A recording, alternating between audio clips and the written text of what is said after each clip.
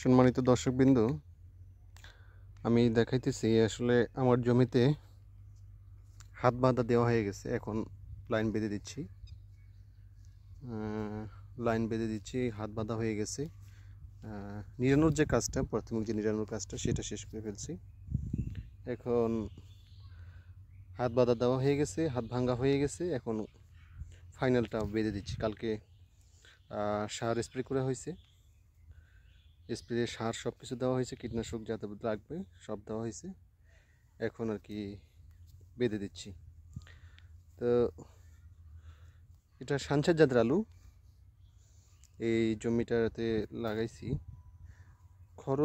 মোটামুটি খরচ গেছে।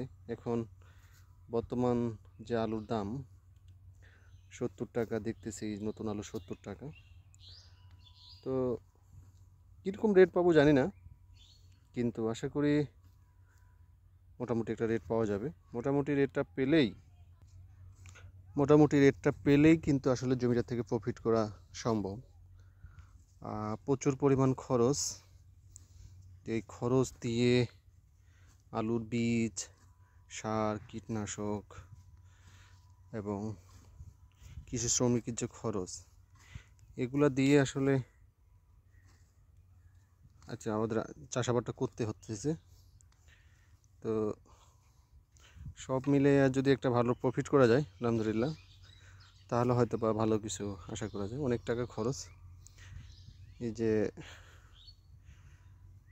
দেখুন, আর এই যে আমাদের ভাই, সে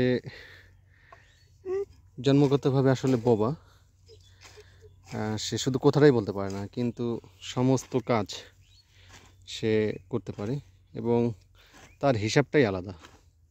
তার হিসাবটা হচ্ছে, সে আমাদের এদিকে এখন 600 টাকা একজন মজুরি পাওয়া যায়, 600 টাকা লাগে, কিন্তু ও নিবে 700 টাকা।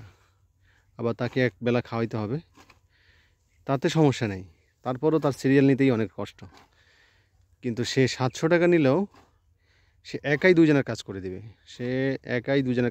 তার কাজে কোনো ফাঁকি নাই এবং কাজে কোনো ঝামেলা নাই। একাই দুইজনের কাজ করে দিবে। সে আসলে কথা বলতে পারে না, শুধু কথাটাই বলতে পারে না, তাছাড়া ইশারা ইঙ্গিতে সব কিছু বোঝাই দিতে পারে। এই হচ্ছে একজন ভাইয়ের শ্রবণ শক্তি নাই, উনি শুনতে পারে না, কিন্তু ইশারায় সব কিছু বলতে পারে এবং মৌখিকভাবে সব কিছু বলতে পারে। যদিও আমরা 100-র মধ্যে 70টাই বুঝি না, 30টা বুঝতে পারি যে কী বলতে যাচ্ছে। তার ইশারা ইঙ্গিতে কিন্তু অনেকটা বোঝা যায়। তো এই হচ্ছে আমার আলু ক্ষেতের বর্তমান অবস্থা। আরও কি স্প্রে করলে ভালো হয়, কি দিলে ভালো হয়, আপনারা যদি একটু কমেন্টে বা শেয়ারে বলতেন, তাহলে আমিও উপকৃত হব। আর আমার চ্যানেলটা একটা কৃষিভিত্তিক চ্যানেল, ভালো লাগলে অবশ্যই সাবস্ক্রাইব করবেন। আপনার সাবস্ক্রাইবে আপনার তেমন সমস্যা হবে না, কিন্তু আমি একজন সাবস্ক্রাইবার পাবো আর কি।